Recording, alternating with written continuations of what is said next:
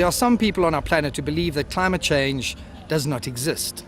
It's a natural cycle, and that the Earth has the ability to heal itself from this deluge of natural disasters we've been experiencing of late. Thankfully, most of us disagree. We are causing climate change, and some of us get to experience the consequences of it firsthand. The Indus River serves as a lifeline for the people of Pakistan. It nourishes temperate forests, plains and countryside as it winds its way through the country. Pakistan has used the river for years as part of the biggest irrigation system in the world that turns 15 million hectares of land from desert to cultivated farmland. In late July this year, the Indus River and all her tributaries unleashed volumes of water never seen before in living memory onto the fertile plains that feed the Pakistani people, destroying everything in its path. It's taken me 28 hours to get here to Lahore. Just sitting here in our hotel room, channel hopping, the visuals of the floods on virtually every single channel are horrendous. I'm here with Food International Animal Welfare Organization, and the reason we are here is to try and go to some of the more remote regions where the cattle have been heavily impacted on due to the absolute obliteration of any food source for the livestock. What I have just heard right now, the southern Punjab is really, really bad, and so I've got a feeling that's probably where we're going to be headed. Latest United Nations estimates show that nearly 500,000 large animals have perished in the floods. The final number could go much higher, into the millions. With the ongoing shortage of animal feed, those that are still alive are in desperate need of nutrition. Our plan is to distribute over 5,000 bags of concentrate to those animals. We are a small team of 4. Mihai Vasili, a Romanian stills photographer and veteran of many disaster relief expeditions, is the official photographer for the operation. Dr. Amir Khalil, a qualified vet from Four Paws International's South African branch, is the head of this disaster relief effort. Dr. Cornel Stoinescu is also a vet with Four Paws Romanian organization. I make up the 4th member of the team. My responsibility is to capture the entire operation on video. Yo! What's up?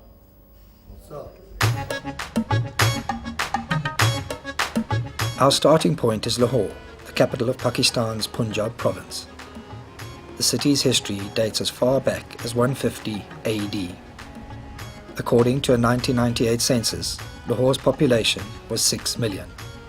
A mid-2006 government estimate now puts the population at approximately 10 million. This huge population increase exacts a heavy toll on the city's environment. Lahore's air quality is shocking. There's this continuous haze on the streets from all these little tuk-tuks. And I just noticed this board here, which is for asthma control, and believe you me, they need it. We will be heading southwest from Lahore to the city of Leh, an area we have been told that is in desperate need of aid for both people and animals. The drive will take us about 6 hours, well into the night. Our transport for the trip is not what we expected. Okay, this is going to be our transport for where we're heading off, down to the southern Punjab region. It's pretty natty. Yeah, I think Got a TV screen, and we got it's like a chandelier on the roof. Very cool. In order to distribute food to the livestock in the region, we have teamed up with a local organization called Vets Care. They consist mostly of post-grad veterinarians, and they will be our link between the locals and our team. Our driver is a man called Akram. Navigating the traffic in Pakistan is a nightmare, as I shall find out in a few hours' time. I had a peek into the glove box in our vehicle, and it seems as though Akram is prepared for anything. I really hope that the hardware is never needed. The river we just crossed was the Ravi River, and it's apparently the smallest river in Pakistan. It's a pretty big river at the moment. First sort of signs of any floodwater at all that one has seen since we got here.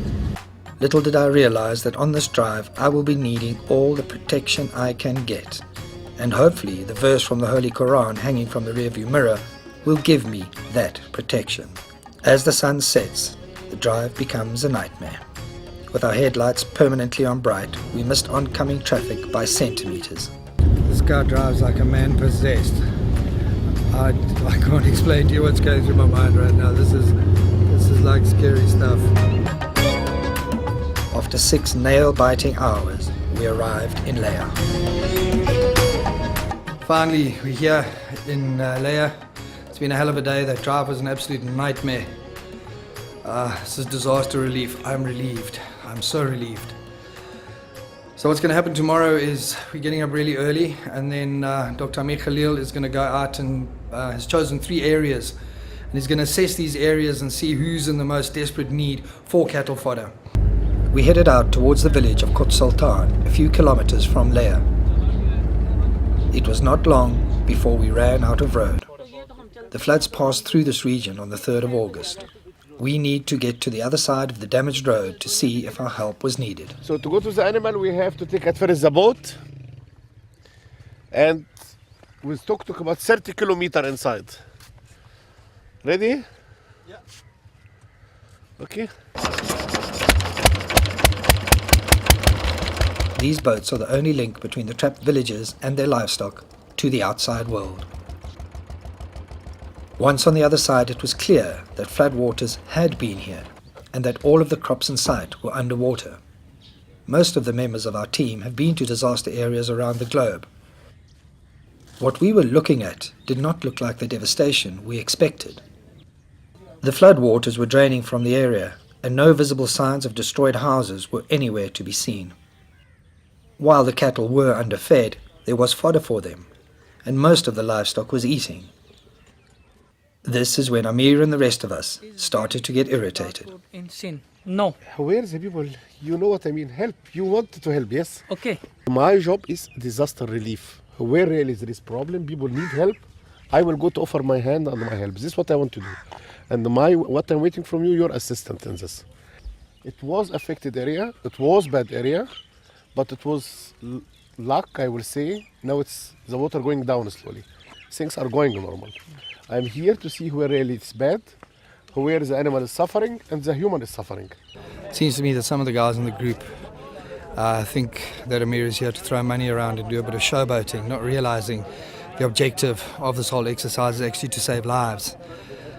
And it's just been a total waste of time this morning. It's very sad what we saw. I mean, those people, they've had total crop failure, and they've got a really tough time ahead, but it's under control.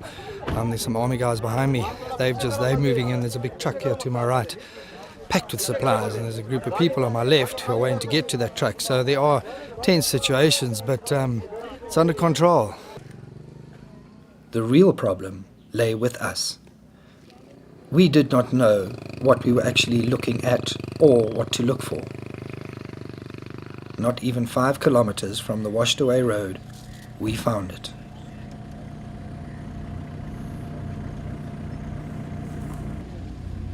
I thought I was filming someone who was feeling a bit ill. The floodwaters brought all manner of danger with it.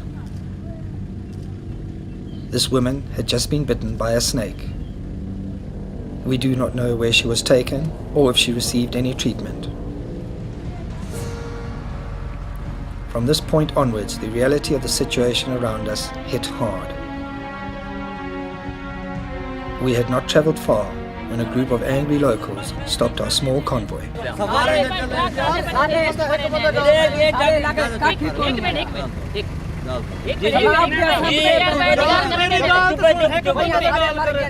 These locals aren't happy, and we've been told to come, and they want to show us something. He says that I own this land, but my crops are destroyed, my everything is gone. I am ready to give my land to anybody. These animals survived, they have nothing to eat. I can just give these animals to anybody on half price because I am unable to feed them. When the water was half, then these like 12 feet, and they were evacuated to a nearby school. His main family is still there. He just comes here and sees what's left for him. All the news cameras are focused on the floodwaters, which are very spectacular on news, and these are the pictures they're not showing. It's what's been left behind. This is the aftermath. And it's people like this whose lives have been absolutely obliterated. There is nothing left here for these guys. This river behind me is a tributary of the Indus River. Now, if you can imagine, if you see the banks over there, the water level here on the 2nd of August was 6 feet above the level of the bank. So where I am standing, there would have been 6 foot of water above me. Everything around here, everybody was evacuated. This entire area is in total ruin. If you look over that side there, the people on the opposite bank, I mean, it's total destruction. These were once homes that housed proud farmers. Now they are refugees in their own backyards. As the residents slowly return to what is left of their past, their disbelief of what remains hangs in the air like a sword of Damocles. The magnitude of the destruction in nature's war zone was enormous.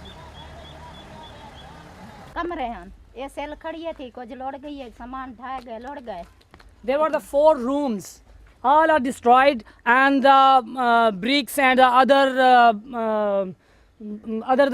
things that are necessary for the our room that are flooded with the flooded away. What was in that room over there? The one that's flat? I had come looking for misery, and I had found it. Haseen and her children are living on the dregs of what they once had. For a woman to survive on her own in this society is almost impossible. She's saying that there were 3 rooms with they were prepared with the mud, not with the bricks, and she's as she said, she's all alone in here. She can't do anything. She can't prepare a new house. If she's living here on her own, where is her husband? Her husband is dead. He's no more in this world. Thank you, Haseen. You must be strong. Okay. Thank you. Thank you. This is a difficult part about disaster relief. These cases are going to be found all along the route we're driving today till we get to where we're going to distribute the cattle feed. And it's gut-wrenching. I mean, if you just look around here, it's... I haven't got words.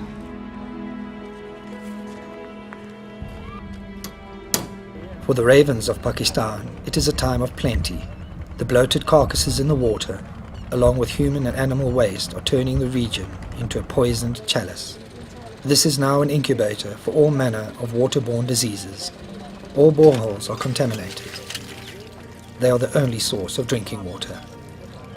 According to the United Nations, 3.5 million children are at imminent risk of waterborne disease, and 72,000 are at high risk of death. 1.2 million homes have been destroyed, and 1/5 of the country lies underwater, an area the size of the United Kingdom. This is a side branch of the Indus River. And if you can imagine, 3 weeks ago, you would have had just a total sheet of water from where I'm standing here. There is a bank of a river, 27 kilometers the other side. That 27 kilometers would have just been flat water. That way, for probably about another 10 kilometers, flat water. The amazing thing is that the flood didn't come in a big wall of water. It was like a slow tsunami. And it just ate away at all the mud dwellings in the area until there's basically nothing left. Flood waters have roared down from as far away as Afghanistan and India, through the northwest to the agricultural heartland of Punjab, and on to southern Sindh, along a trail of more than 1,000 kilometers long.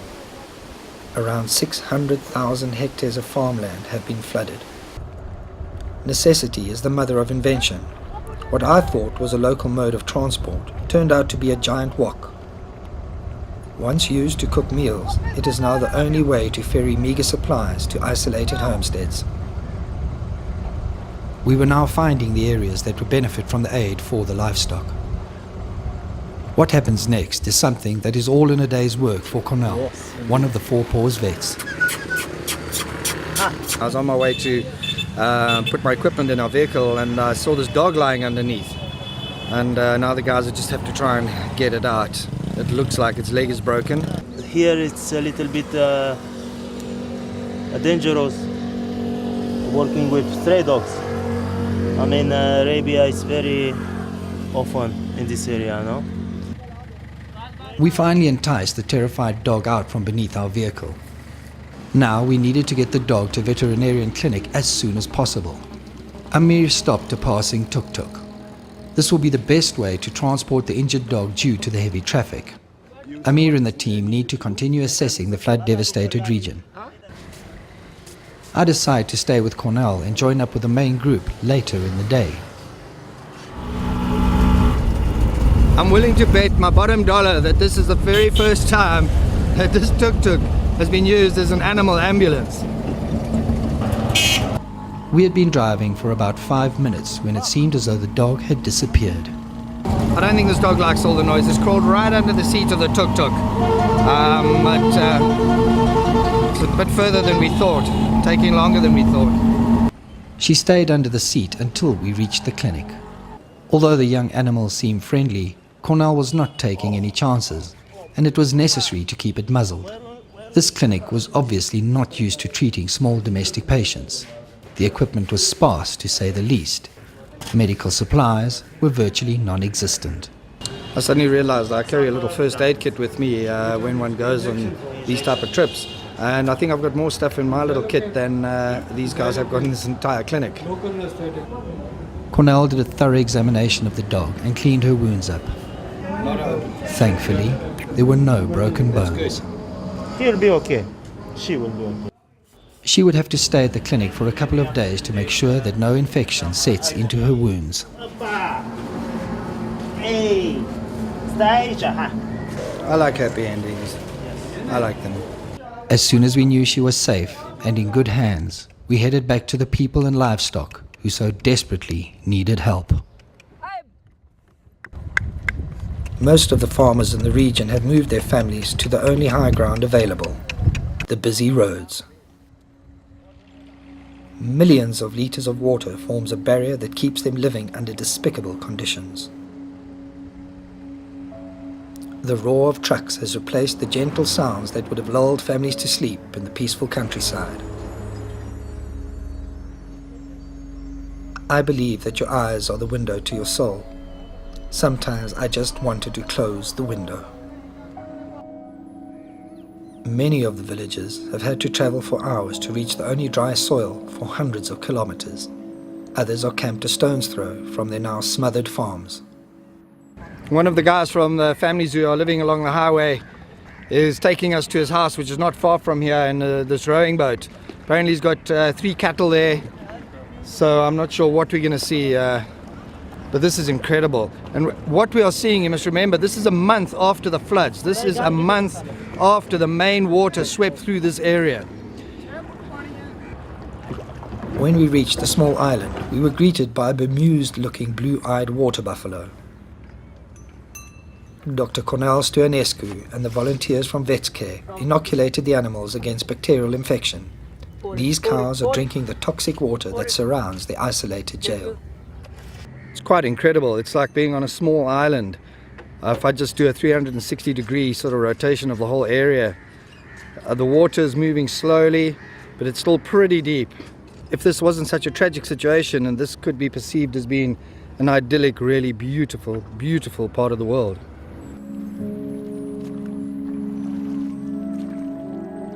However, the reality was always in sight. It will take a few more weeks for these waters to drain. Only then can this community under siege move back to what's left of their homes. Many of them shall return to nothing. What's he saying? He is saying that the flow of the water was sudden and it was unexpected. So people were not prepared for this. So this caused them great loss. He owns that one shop and 2 rooms. Now all this is destroyed, and he has very small luggage which is left there. This small pile at the side of the road is all that shopkeeper has got left. Those are his worldly belongings. He's lost everything, everything. This is really a terrible, terrible place. As far as I can see,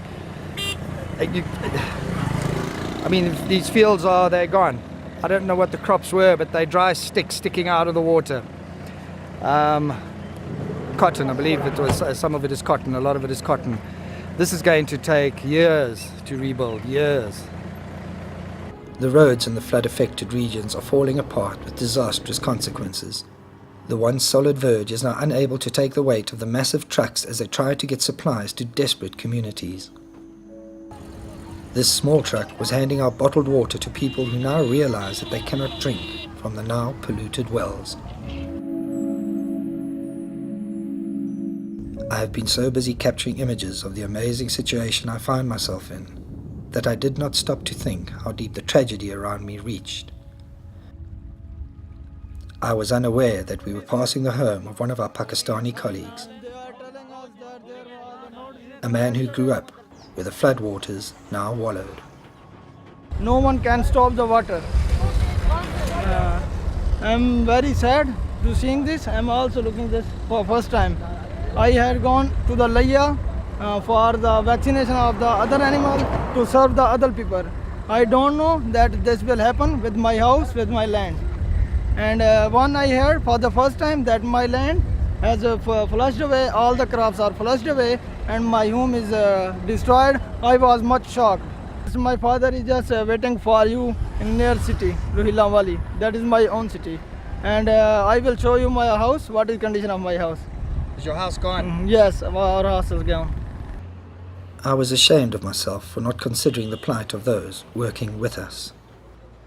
We've stopped in the town of Rohindawali, which is Bunny's hometown, and his father is a gentleman here on the left, runs a shop that sells agricultural products.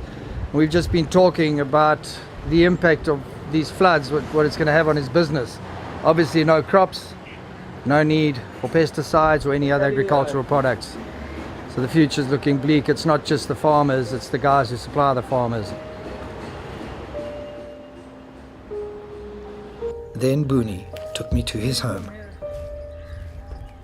This was our kitchen and that was the TV room.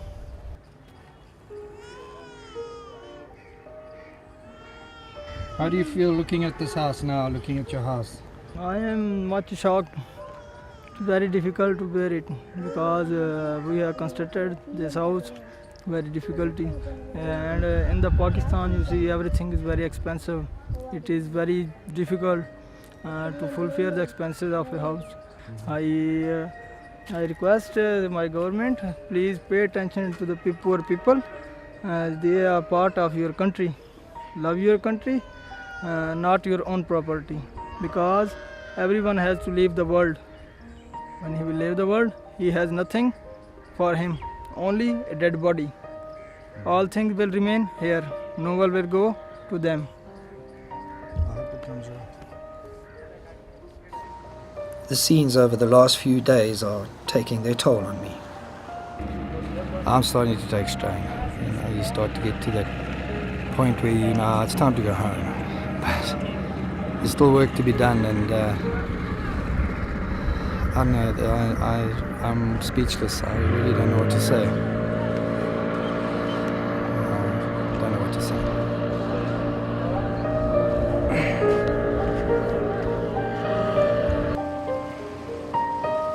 I was hoping that the distribution of the animal food we had come to deliver would lift my spirits. This huge ornate truck was carrying animal feed donated by caring citizens many thousands of kilometers away. Local mosques spread the word that aid for livestock was on its way, and the people came.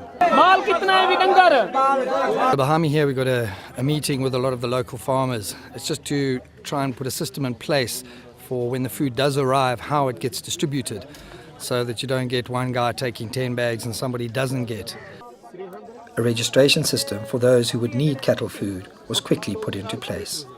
The crowd of farmers were remarkably patient for people who have been through so much throughout the recent weeks. During the registration process I noticed this sort of what looks like hay behind me, but apparently it's just a bulking agent. It's got absolutely no nutritional value at all. I've seen little mounds of it all over the place. A lot of it's been washed away. But some of the farmers have managed to protect it, but it's You can look here. There's nothing in this. It's pretty dry. It's got no nutritional value at all. So the food that's coming in is going to be mixed with stuff like this, just so that the animals that haven't been fed for a while do get a bit of sustenance in their bodies. After days of visiting this annihilated region, we could finally start to help. This first load of aid would be the first of many. I have to find a way today with my colleague how to supply more food. Sure, we will not be able to offer the food today. We have to send the colleague again other day with more food for the people who don't get their food. Also, we are badly in need for more money to buy more food for the animal in this region here. We don't expect that people will come from all the areas here.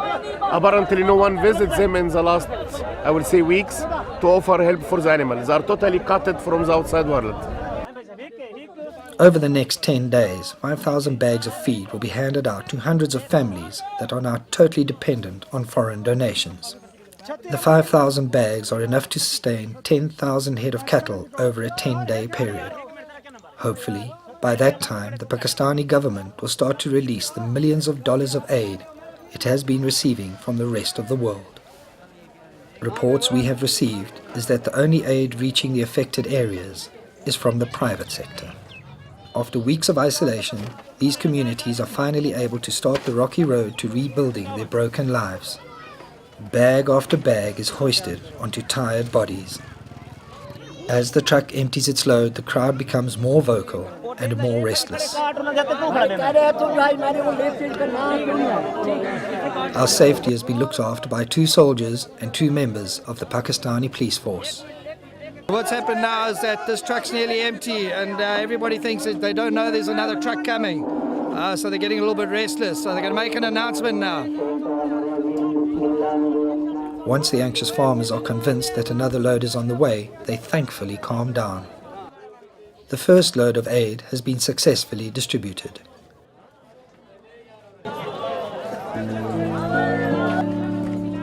Each day we visit a different village. Each day the trucks roll in. The 35-kilogram bags are carried away one by one. Our trip goes full circle. The last day we are in the region, we return to the first site we visited, the same site we had all argued over with our Pakistani colleagues. How wrong we had been. The same boat we had taken to see how bad the area was now groaned under the weight of villagers on their way to meet the fully laden trucks. I could not believe it was the same place we had visited 4 days earlier. This is by far the biggest crowd we've had since we started this whole disaster relief operation. And it's also the very first time I've seen a lot of women and children. Normally they are very much in the background and nowhere to be seen. And it's probably because if I look around here, the devastation to crops, obviously livestock, must have been absolutely massive in this area. These guys have got nowhere to go. They're sleeping at the side of the road. There is no shelter. And there are thousands of people here. The long-awaited aid is distributed to the women first.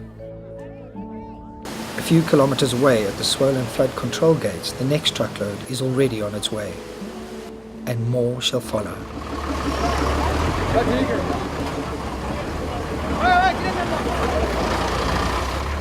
The precious cargo is carried away by any means possible.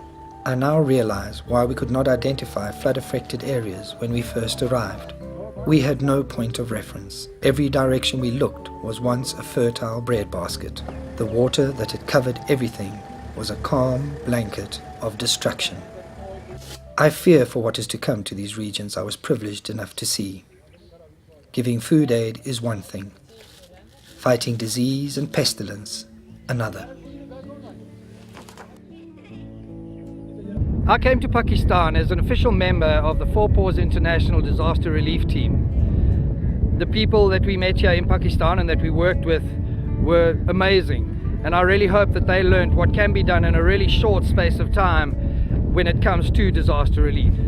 A more sinister thing that I came across, and I really hope this is not true, is that aid that has been pouring into the country is not reaching these people. All the aid that is coming through to the regions is from the private sector. I sincerely hope this is not the case. Finally, let's get back to climate change. If we continue abusing our planet, it shall continue to weep. The only thing is that the tears it is weeping are tears that kill.